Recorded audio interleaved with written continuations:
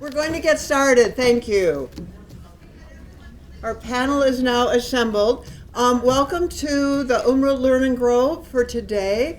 We have an interesting panel on beekeeping, but I also want to welcome our online members who are watching this live stream, and thank you to Michigan Media.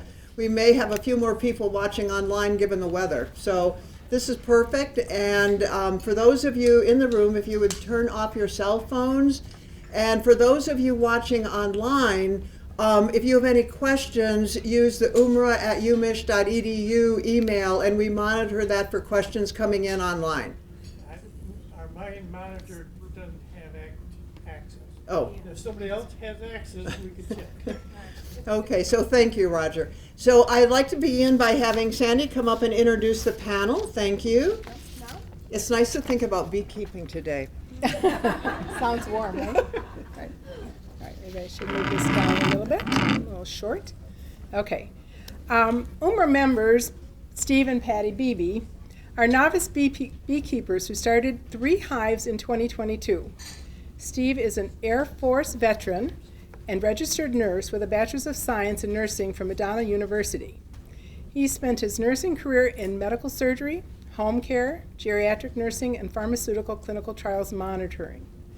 Steve retired in 2021, and prior to retiring, Steve knew he wanted to try beekeeping, and the first step in beekeeping is education. Steve started educating himself by attending seminars, local beekeeping group meetings, reading literature, and found himself some mentors in the beekeeping community. Patty is also a registered nurse with a bachelor's in healthcare administration and master's in clinical trial administration. Patty retired from the University of Michigan Medicine in 2022 after 16 years with the Cancer Center Trials Office. Prior to joining Michigan Medicine, Patty spent her nursing career at Michigan Medicine, St. Joe's Trinity Health, and Park Davis/Pfizer in pharmacovigilance and clinical development. Patty's beekeeping experience has been helping Steve with his new hobby and enjoying the honey.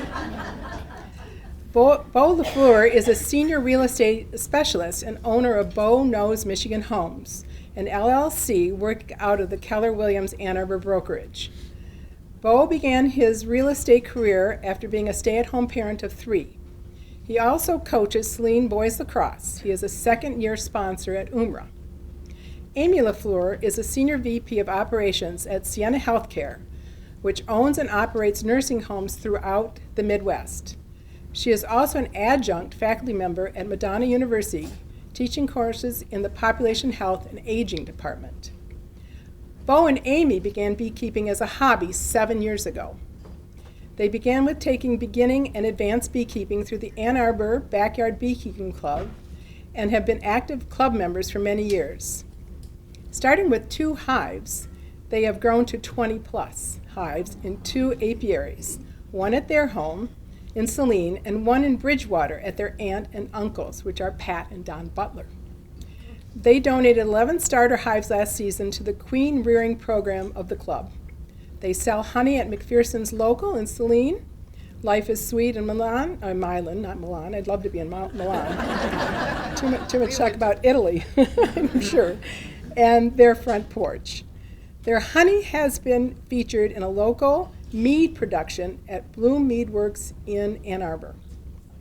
Let's give a warm welcome, please, to Steve, Patty, Amy, and Bo.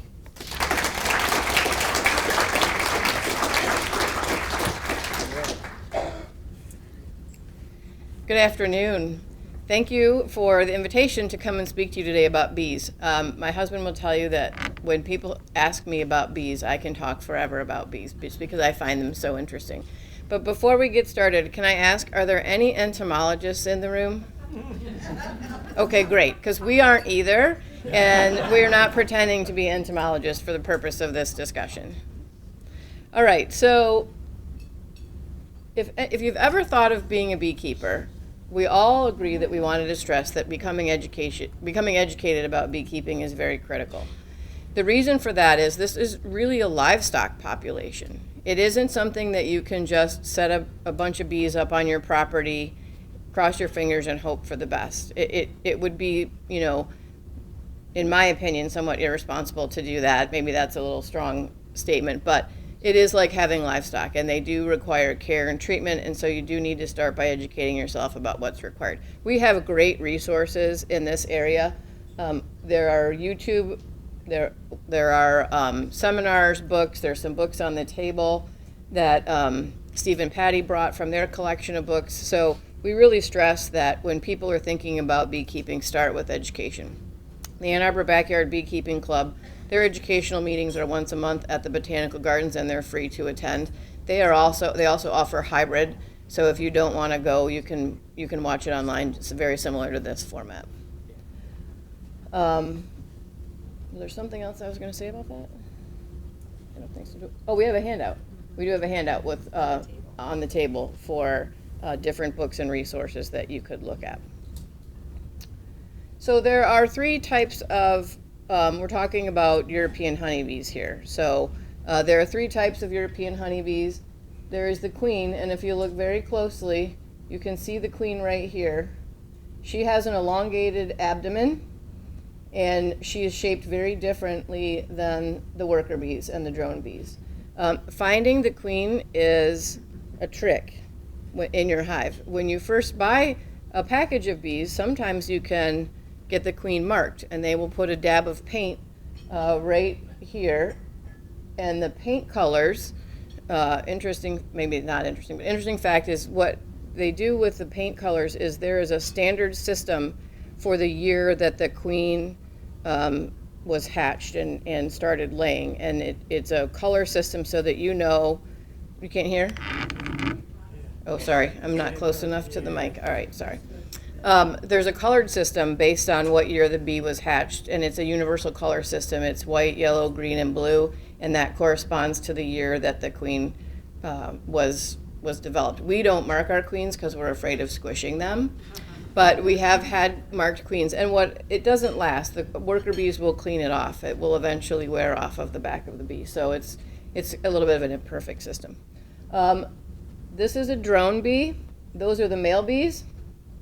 You can see that his eyes are larger than the worker bees. Switch over to the mic. Switch over? No, scooch over. Scooch over the mic. Okay, sorry. I'm trying to make this so you can hear me. This is the drone bee. The only thing that the drone bee does is contribute genetics. Shocker, right, ladies? So yeah. We could tell you about, we'll talk about that a little bit. So all they do is really kind of walk around the hives. They will fly out to a drone congregating area and mate with virgin queens, at which time they sacrifice their life in that process. I'm not even kidding. And then in the fall, they get escorted, not so kindly, out of the hive. They are not permitted to overwinter in the hive because they are drained on the resources at that point. So it is an all-female colony most of the time.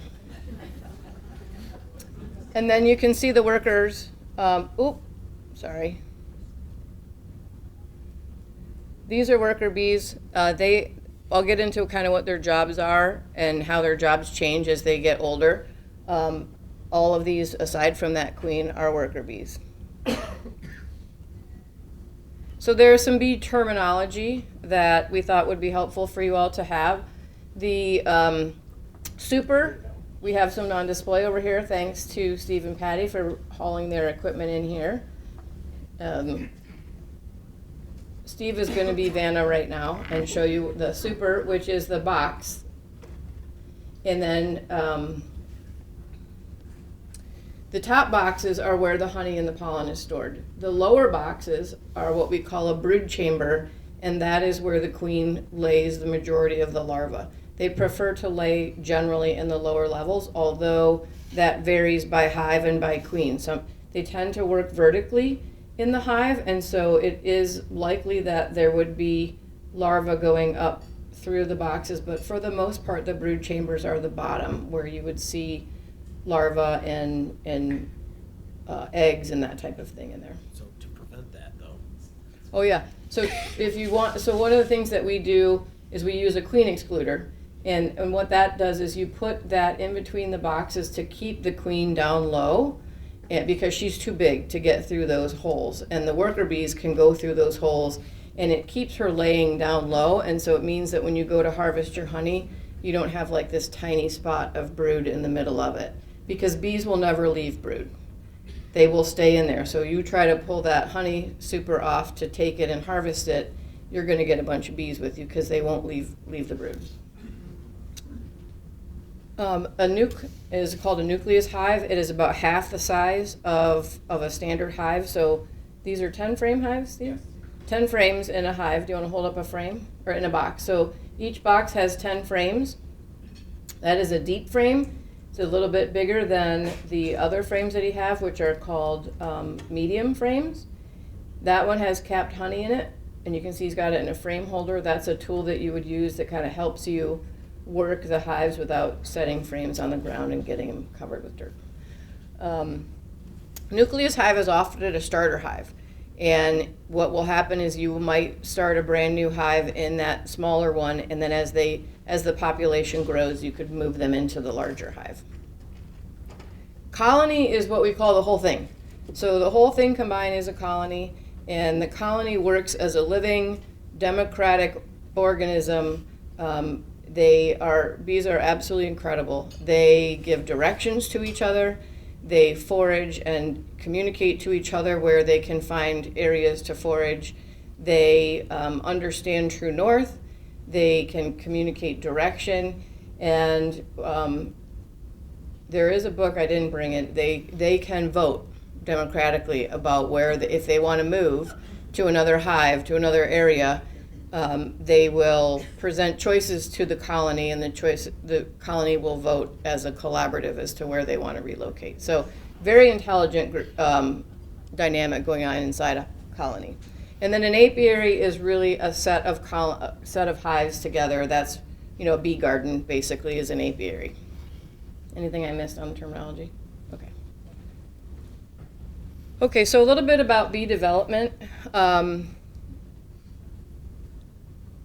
This is an egg. It's extremely difficult the older you get to see the eggs. So we have used whatever that's called. Yeah. And then this foundation is what you put in the center of those frames. This is what the bees build their comb on. We have moved to the black because we can't see the eggs in the paler version of that as we've gotten older. So they are like tiny grains of rice, and they sit up on their end when the queen first lays them. And then as they start to develop, they sort of slowly lay down, and you can kind of see that here where it's starting to lay down, and then it becomes a C shape as it gets older.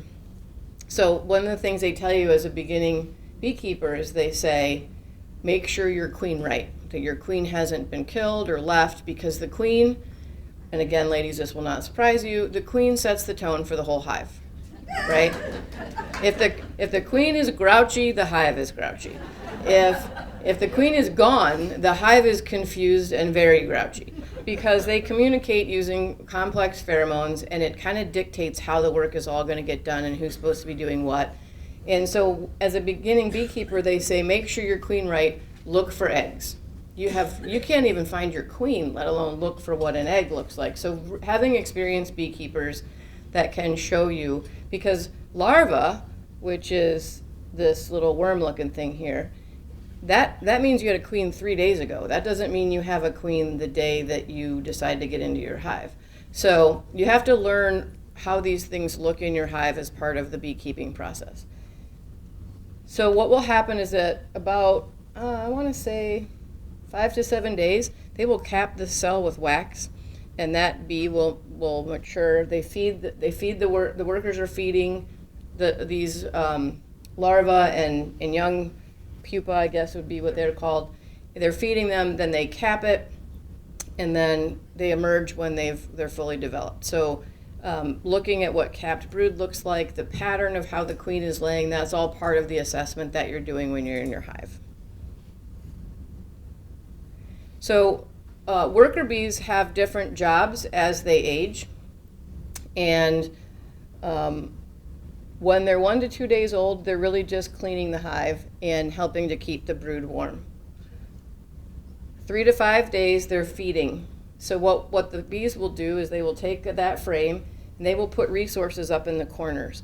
And the queen will, sometimes she'll lay a full sheet, but a lot of times she'll lay in like a semicircle in the middle, and the corners of the frame have resources like pollen and honey. So the worker bees can quickly go up to the corners of the frame, get some resources, and bring it to the larva that they're feeding right there on that frame. So then, when they're about, I would say, 12 to 17 days, their wax-producing glands really start to kick in, and they will make wax from glands in their, like around their legs, I would say. And that, we call those like teenage bees, and that's a window of time. So as a beekeeper, you start with plain foundation that doesn't have wax built out, and you may have all nurse bees when you get started, which are young, and they're not producing wax yet. So it takes time and resources to get the wax built out in your hive so that the queen can be laying. So there's a little bit of a startup period if you buy a package of bees and you put them in an empty box that take a while for them to build out that comb, and you have to have the right age of bees to do that. And then they stop producing wax. So there's like a window of opportunity for them to really optimize wax production during the beekeeping season. So that can get a little bit tricky as you're trying to grow your apiary and grow your hives. All of a sudden you have a lot of bees and they don't have enough space. Having that built out wax is really a critical point in your beekeeping because not every bee is making wax. 18 to 21 days, they are guarding the hive. And if you go out to a bee apiary and you stand near a hive, you will see bees looking at you at the door because they're guarding their hive. Or if you have upper entrances, there will be 2 or 3 bees guarding the hive. And they're guarding from yellow jackets, bees from other hives robbing, all kinds of pests that just murder hornets. We don't have any murder hornets, but and then from about 22 days to the end of their life, which during the beekeeping season is about 45 days, they're out foraging. So the bees that you see in your garden, they are second half of their life. They're going out and foraging, and they also have the most fully developed venom sacs. So they will be the ones that when they sting you, it hurts really, really well because they have all their venom. Nurse bees are very docile, and so you can pick up a frame of nurse bees. You could literally take a frame of nurse bees that are attending larvae and put them in another hive with a different queen, and for the most part, it wouldn't create any sort of conflict because they're very docile. They haven't really developed into that sort of aggressive forager yet. Okay, so we talked a little bit about the hive components. This is a picture of our apiary at home. You can see these smaller hives here are the nucleus hives, and these are the different hive components. There's a bottom board. Some people have them screened and some people have them solid. It's just a matter of opinion. Then there's this deep, which serves usually as the brood chamber. There's a queen excluder, the honey super, and then an inner cover, and then a telescoping cover. Those are generally, and you can see all that here, those are the typical components of a hive. Now you can see we are not always the most organized beekeepers. So this is a deep box on the very top, which means it's probably full of honey, which means it's probably about 125 pounds. Right? Which is why she needs me. The taller they get, the harder it is for me because, I get the kids out there because, you're trying to pick it up. And bees make something called propolis, which is a sticky, they're very sanitary. They don't go to the bathroom in the hive. They leave the hive to go to the bathroom. And they make this sticky substance called propolis. It has natural disinfecting properties to it. You will see people advertising propolis tinctures where they've collected it, and it's almost like a taffy. It gets sticky, and it gets harder as it gets cold, but they will put that at the entrance of the hive so that the forager bees walk through it as they're coming into the hive to clean their feet off. They don't really have feet, but you know what I'm saying. So They also put it between all the cracks to seal up all the cracks. What? Talk about the height, Oh yeah. why So they're up like that. why they're up high because skunks and raccoons and foxes and all kinds of other varmints love honey just like we do. And so what the benefit of having them up high is that critter has to kind of stretch to get to the entrance, which means their stomach is exposed, so when the bees come out and sting them, they can drive them away. So that's one of the reasons we have them up off of the ground. A lot of commercial beekeepers just put them on pallets so they can move them around with forklifts, but we don't. You keep yours up high too also? Yes. Yeah. Yep. So here are some of the tools of the trade. We obviously have them here on display. This is Bo at the apiary. He's using the smoker, and we've got some of them open right here. You can see we've got the lids off, and we're working them. The smoke. What does the smoke do? The smoke, depending on the hive, it can either calm them down and kind of confuse them and make them less aggressive, or it can really irritate them, depending on the hive. But the concept is they're communicating with their pheromones, and so if you present a threat, the whole hive is going to know immediately that you are a threat. And what will happen is they'll kind of stick their rear ends up and their wings will be going, and they are fanning a pheromone to everybody to say, we have a problem here. And now you're in trouble. So the smoke is intended to sort of mix that process up so that they aren't really as effective at communicating as they might have been without it. What? And Oh, that- bananas. That So information goes quick. You think the internet's fast? Bee communication is even yes, faster. bees are a faster communicator than the internet for sure. So the bee pheromone that conveys crisis smells like bananas. So one of the first things you learn as beekeeper is don't eat bananas and go work on your hives. But if you're taking somebody out there that you don't really like, just kidding. So these are hive tools, different kinds of hive tools to help you pry the hive apart and pry the frames out. It's best to work when it's warm because everything tends to be less sticky. And then this is a picture of our harvesting setup. This is our garage. This is our electric extractor. This is an uncapping tank. You can see the truck there with all the supers in it. What we do is we close up the garage and we open this door, and I have a screen. We have a screen that hangs there so that we can harvest honey without all the bees with us. And then this is a bucket warmer. Natural honey crystallizes over time, and we don't have enough time today for me to explain why that happens. But what I can tell you is that when you're buying honey in the grocery store and it's not crystallized, it's not pure honey.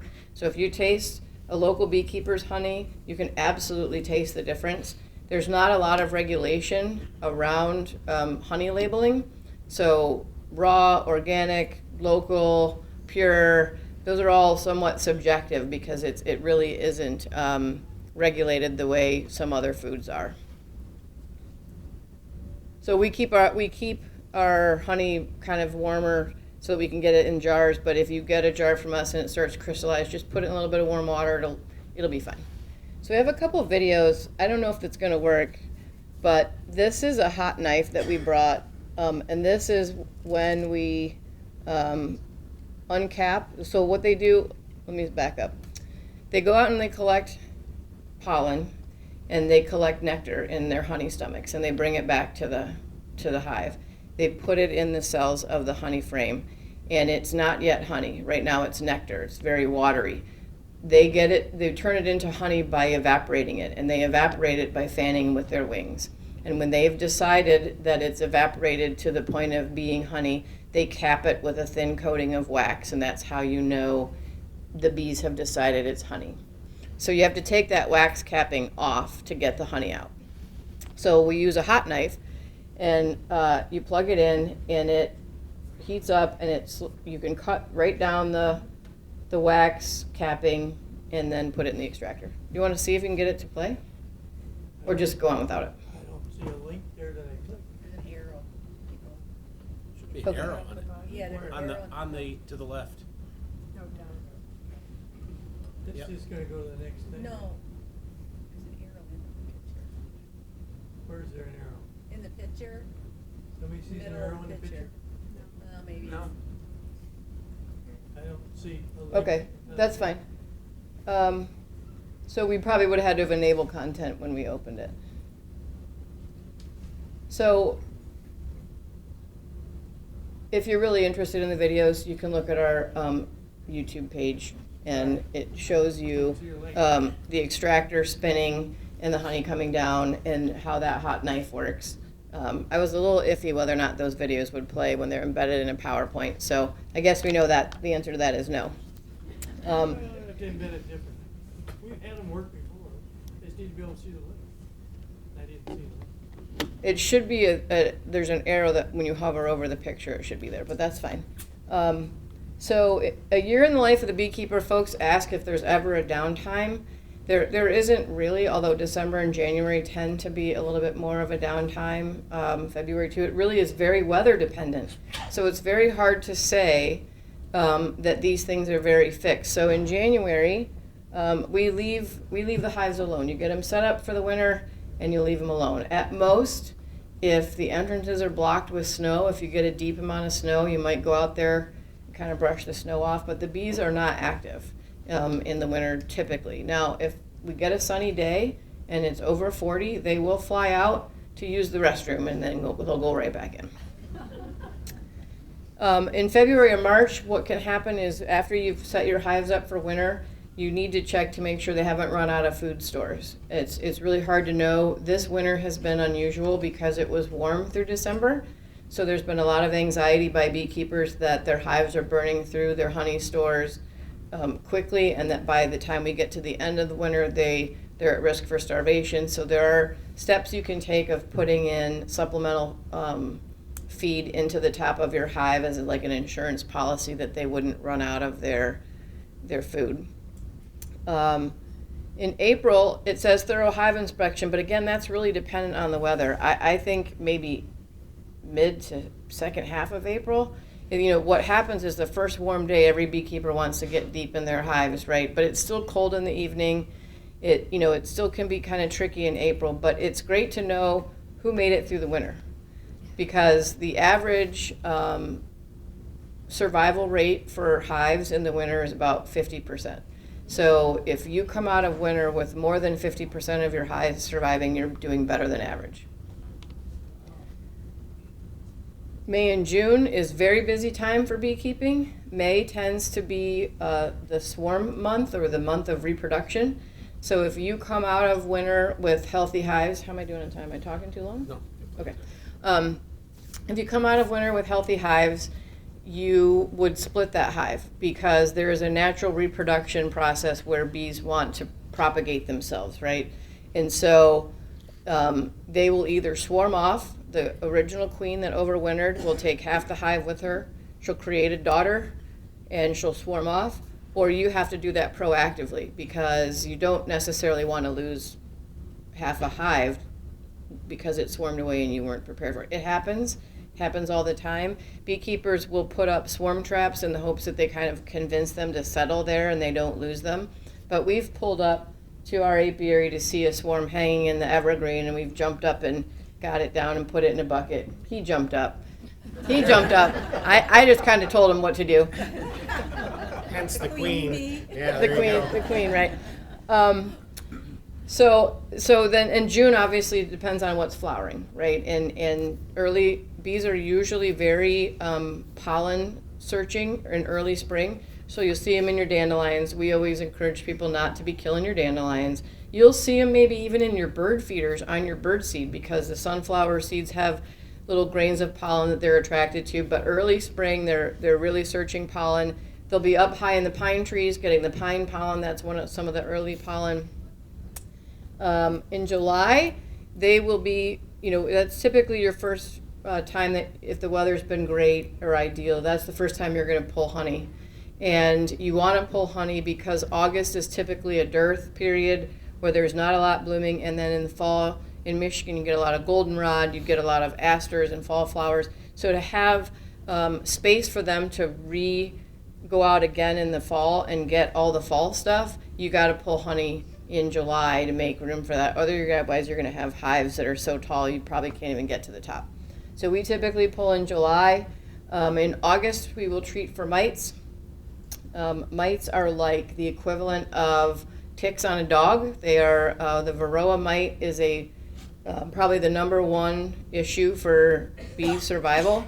Varroa mites proportionally would be like me having a tick about the size of a grapefruit on my body in comparison to the size of a bee. And they, again, that's probably a whole nother discussion, but they're a vector for disease. And if you don't keep the mite population at a manageable level in your hive, it will cause your hive to collapse.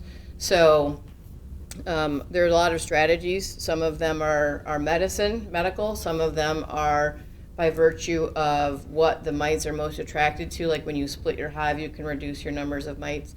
But in August, we will treat and make sure, because that's when you start to get prepared for winter and getting into winter bees. Winter bees are physiologically different than summer bees because they're designed to produce heat all winter long. They live a little bit longer, but they're a little bit different. So that process really starts September, October. So if you want to have good survival rates, your hives need to be healthy coming out of summer through August, September, or else if they're really struggling, by the time you get into the winter period, that disease may have taken over, or the numbers won't be high enough, and you can be in trouble in the winter at that point.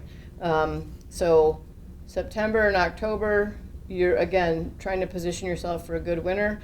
November, you're typically setting your hive up for winter, and that really involves condensing it down to the smallest size that you think your bees can live with, managing your moisture control and ventilation. It's kind of like too many people breathing in a car, without the defrost working, your windows fog up. Same thing can happen in a beehive where you get all that condensation and then maybe the temperature drops and now you've got wet, cold bees. It doesn't work well. So you have to do some moisture management to kind of get them well positioned through the winter.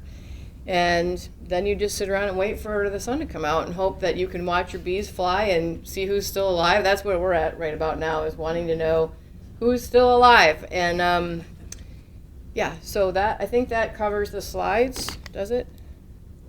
Oh yeah, so now we're going to talk a little bit about what got us started, why we decided to get into this great adventure. So Patty and Steve, do you want to get started? Well, first of all, you can see the name, BB. I had a close friend that's also a beekeeper that asked, what took you so long to get into bees with that name? So I've been thinking about it for... Either go to the microphone or we'll get you a handout. So my last name kind of gives my bees away. Why I've got it. We've actually kind of naturally or unnaturally named it BBBs. So I got into, I think it was spring of 2020. Was always interested many years before that, but never had the space or want to do it. So I did a lot of education. I went to the Ann Arbor Bee Club meetings. I went up to Michigan State University to a yearly seminar they give. I bought Beekeeping for Dummies. There's something for dummies out there in every kind of a book, but Beekeeping for Dummies is one of the first books I read, go through. I'm not a reader, and that book just drew my interest in. I kept reading. Bought another book they're over on the table. I just kept reading and reading and reading before I got my first hive. My first hive was what we call a nucleus. It came with a queen and 5 frames that had brood already going in it, had a little bit of honey stores in it. My wife actually videotaped us moving the bees from the nucleus into my hive. Now, you've seen the frame stuff, or the frame foundations up there. The bees only have 5 frames. My boxes have 10 frames in them. So 5 of those frames are completely empty. So you got to wait for them to build that out. One way to speed that up is to feed them. And when you feed them in the springtime, you're feeding them 1-to-1 sugar, and that's white granulated sugar and water. That increases their production of wax, and they can build out a lot sooner than if you let it do them naturally. I don't know what Bo and Amy do, but that's how I got into it. I find it's my calm place in the summertime.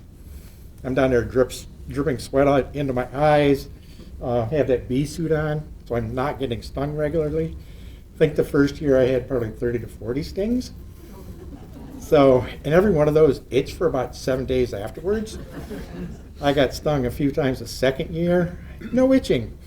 And then last year, I was down to about 3 stings in the fall. I have what we call a hot hive. They're not the friendliest bees. And when those guard bees come out, they don't come out one at a time. They come out in groups. So, and that hive chased me back up to my barn. So, and they followed me.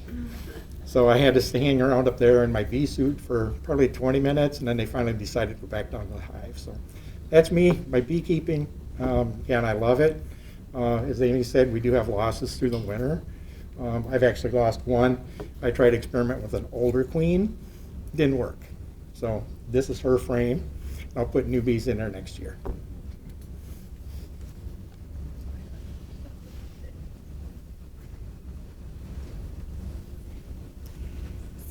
So I am just Steve's helper, hence the BB name. We don't plan on selling our honey.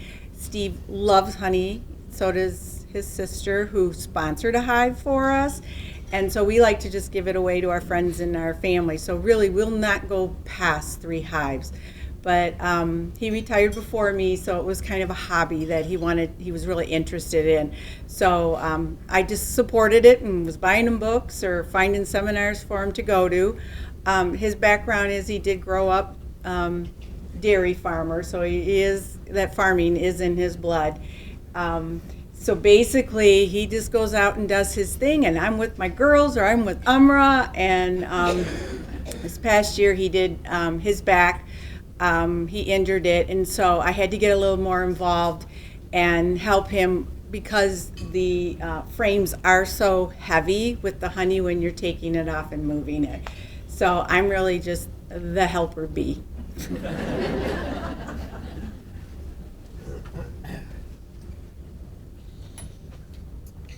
So I, like Steve, I'm not really a reader. It's not anything I get into. One Christmas, my wife gave me a bee Bible about this thick, and I'm very confused because at that point we'd been married almost 20 years, and I thought she'd known me. But so lo and behold, that spring she decided to take the class through the botanical gardens. The Ann Arbor Bee Club puts that on every spring. One day she came home and said, "Well, I ordered bees." I had no idea what that meant. So 7 years later, here we are with anywhere between 15 and 25 hives. And we like to keep it closer to 20 or below because otherwise it really becomes a full-time job. I like your comment, we want to stay with 3 hives. Good luck. Because what happens in the spring is if you don't split them, then they do swarm away, and then you have a hot hive, you have issues. So what we found is that every year for probably 4 or 5 years, we were buying equipment because we weren't going to be caught in that situation again.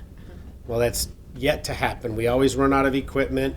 We watch them swarm away. I was actually on the phone with Amy. She's driving home. I stepped out on the front porch and I said, hold on a minute. Oh, yep, there they go. There go your bees. Your bees are swarming away. And when you hear the first thing you do is hear a swarm. And it's amazing because it almost sounds like a B-52 bomber in your yard.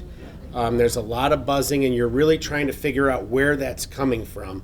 So it really takes you, catches you off guard, right? It's not a normal noise in your yard. And then you'll see a cloud of bees, 50,000 bees or so, flying away. And the first 3 times it happened to us, we were able to catch them back because they landed low. And this one I watched fly right across the road and into the woods. And I just waved. We're not going to go catch that. So yeah, we like to try to manage that as properly as we can. But, it was something that she thought, you're really going to enjoy this. And there are times of the year where I really do enjoy it. Now is one of them. May and June, it is really, really busy. And the other industry I'm in, well, ironically, that's a very busy time of year for me also. So being a real estate agent, it's like, very little sleep. And also getting back into coaching lacrosse, I took a couple of years off. That's a spring sport as well. So, no rest for the wicked, right? But I think at this point we'll open it up to any questions that you may have. There's probably none. Oh, there they go. So Wait, They want to hear why I got into beekeeping. Oh, do they? Just to So this, honestly, we're both gardeners. We enjoy gardening, and my motivation was we found ourselves working and parenting, and that was it. We had no hobbies. You know, gardening was one, but it felt like all I was doing was going to work and being a mom. And you all know, obviously, this organization, that if you're not continuously learning, what happens to your brain, right? So in my mind, this kind of was an extension of our gardening.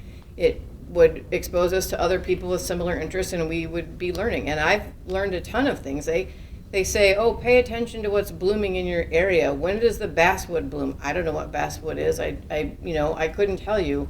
When the nectar flow is happening, I don't know what that means. So I've learned a whole bunch of things about it. It helps that I find the bees to be fascinating, and there are times where it's a chore. 100%, I agree with that. Our daughter absolutely hates it. She refuses to help. She'll drive the truck from the inside because one of the first times beekeeping, she was wearing rain boots, and bees are somewhat curious creatures, so they crawled down into her rain boots unbeknownst to her, and the first thing she got, she screamed bloody murder, ran through the yard, multiple stings. She was done. She was never helping again. So it is a family function now because we have so many, but I just felt like for being a gardener and enjoying being outside, it was a natural extension, and it added that piece of sort of keeping my brain thinking about something other than work and kids. So now questions.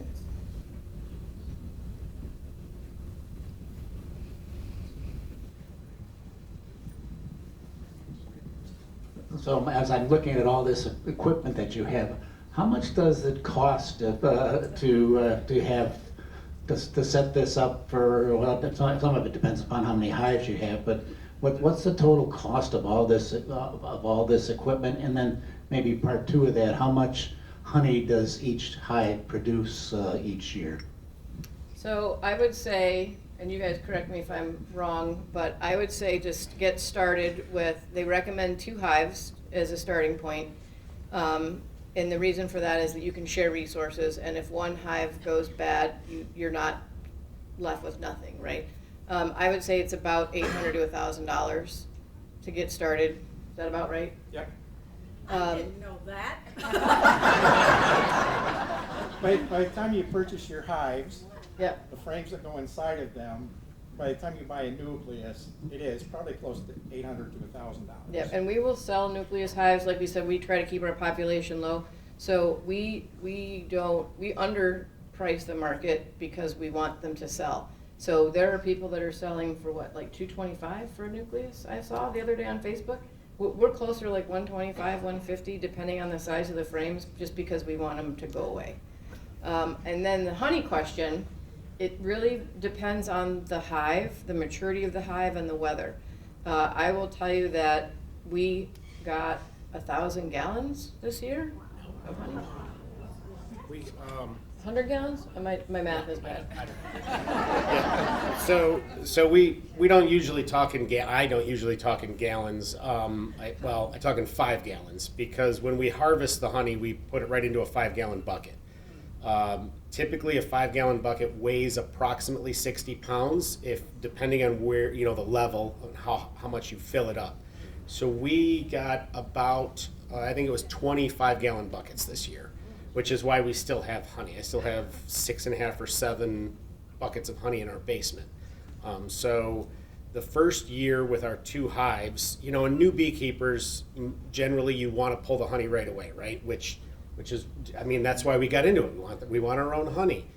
First year, you really shouldn't take your honey. You really should leave the resources for the bees. Year 2, we were so excited we got to pull honey. I think we got 3 5-gallon buckets, 2.5. Year 3, I think we doubled or tripled. Now at that point we had 4 hives. Year 3 we had 6 hives. And so we had about 5 or 6 5-gallon buckets, and that was the year that we bought our electric extractor because we were all weekend hand cranking, spinning 2 frames at a time. And the kids were like, yeah, we are never, like, sorry, oh, look, I'm going to college, So, What an incentive. yeah, right, exactly, yeah. There's a way cheaper way to get honey than to keep bees. If you, Yeah. don't just get into beekeeping for honey, because that's an expensive way to get honey. So it really does depend on the weather, the maturity of the hive, and the resources that you have. Because if you can keep adding boxes, then they'll keep filling them with honey. So we've had hives that are 8 of those high, and the bottom 2 are just the brood chambers where she's laying. The 6 on top are full of honey. And so they weigh, that medium frame will weigh about 100 pounds. Now you're not pulling 100 pounds of honey out of it, right? Because you've got the weight of everything, the wood, the comb, all of that. And you're only going to get about 70 or 80% of the honey out of each frame. So then we take them in July and we set them out for the bees we put them right back on the frames on the hives for them to refill. But the second pull, we'll set them out in the yard and we will watch every critter with wings and stingers to come and clean that out. And it is an amazing sight because there are hundreds of thousands of bees, yellow jackets, wasps that flock, and within 2 days, it's completely cleaned out, dried out. We store it in the garage for the winter. So I don't know if that answers your question or not. And more. And if you haven't already come up and handled these 2 frames that are here, one is full of honey and one is just got the comb on it. And you can see the difference in the weight. This probably weighs 4.5 to 5 pounds.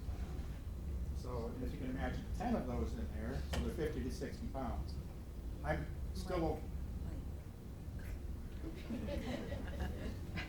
still old-fashioned when it comes to uncapping, which is why the 5-gallon bucket, the yellow thing on top, set the frames on. And I just use a scraper to open up the comb. And then once I got it open, I wasn't going to go with hand cranker, so I actually bought an electric crank. But I can only do 2 frames at a time. But it keeps me busy because when I'm doing 2 frames at a time while 2 are spinning, I'm cleaning 2 more off, and halfway through the spinning, I have to flip over my frames so that I can get the other side emptied out. So it's definitely a busy job, but it's fun. It's relaxing. I could spend hours down there with them. I think she has a question. I have 2 questions. First one is, what happens to those bees that swarm and fly away into the woods? Do they end up dying, or what happens?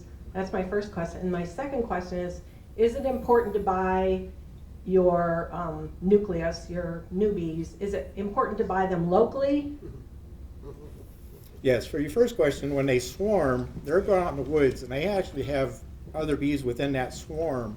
They're going to different places looking for hollow trees or somewhere else where this hive can move to. And they'll go out and they'll look and they'll search, and once they find that proper place, they come back and communicate that to the swarm, and then they move there, and they'll start to redevelop a hive at that area. And that's why we use swarm boxes close to our hives. So if they do swarm, we're hoping we can get them into our own swarm boxes, or a swarm that maybe left 2 years ago may come back, and maybe they'll land in your swarm box. So as far as, I'm sorry, what was your second question? Buying a nucleus locally. Yes, buying local is the best because here we're winter right now, and those that survive the winter are more prone to live through the winters versus, and it's all about genetics and where the bees are at. And I've always bought locally. We started. So we started, the Bee Club has a group that brings packaged bees from Georgia, and they are iffy as far as survivability because they've come from Georgia. And what they do is they hook a vacuum up to a hive and they vacuum out all the nurse bees, and then they plop a queen in there and they put it in a box and they bring it to you with a can of syrup to keep them food. It's not the most recommended way to do it because you want what we refer to, our bees are Michigan mutts, and they've overwintered here. The thing of it is, a nucleus hive, as an inexperienced beekeeper, can get away from you quickly because that hive is up and running.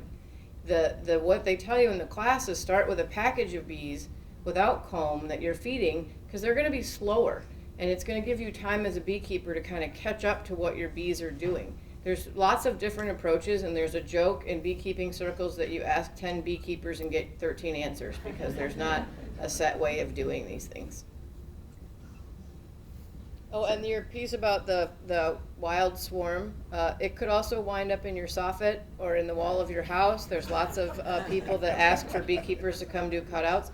The survivability rate of a feral swarm is not very high.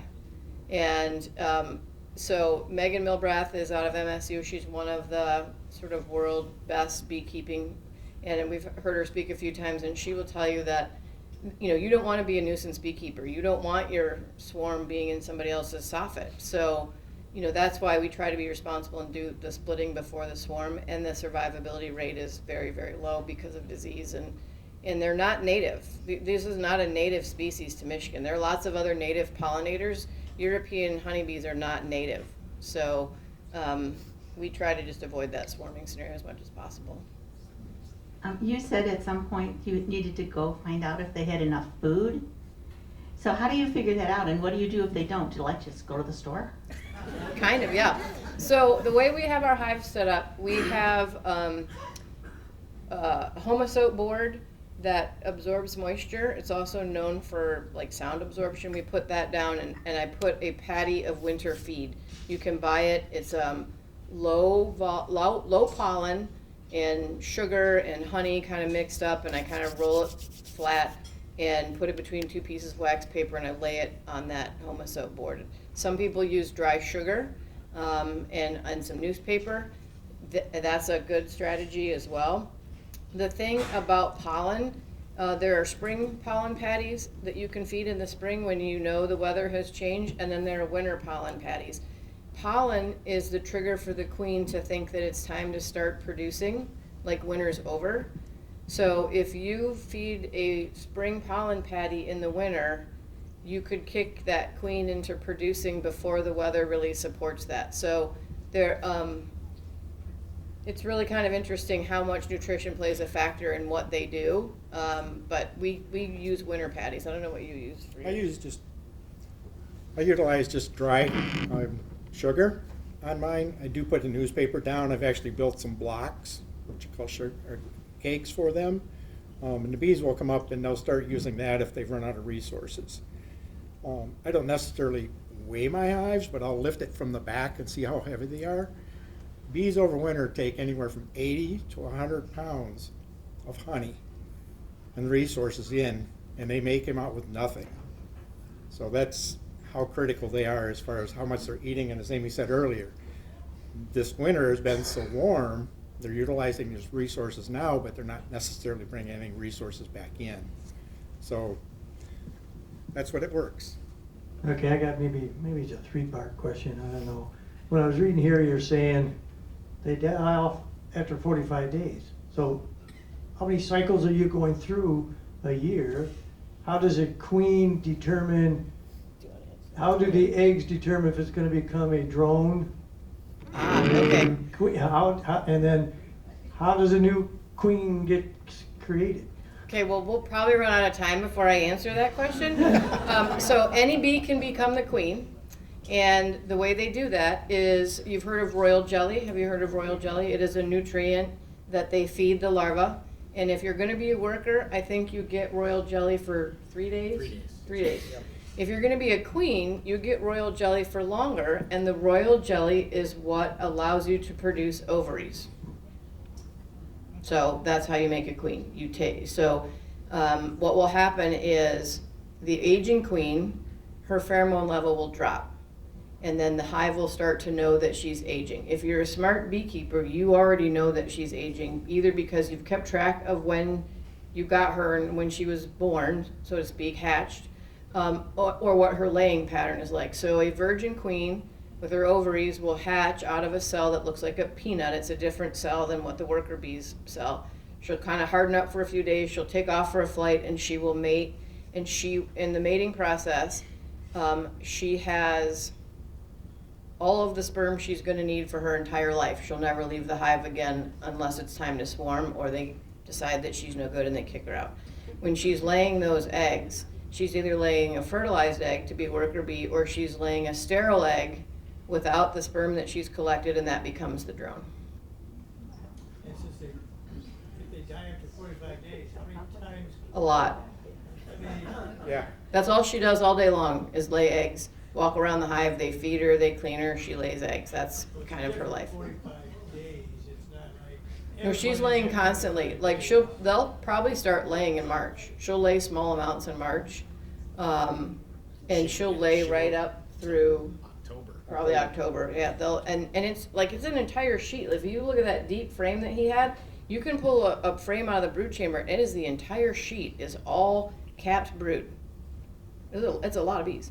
So the queen lives longer than 45 days. The queen lives longer than 45 days, right? In the olden days, queens would live years, right? If you Yeah. listen to old beekeepers, they would have their queens for years. They don't live for years now. You're probably talking a spring buildup 2 to 3 times that they can lay for a spring buildup before they're sort of tapped out. And a queen will lay anywhere from 1,000 to 1,400 eggs a day.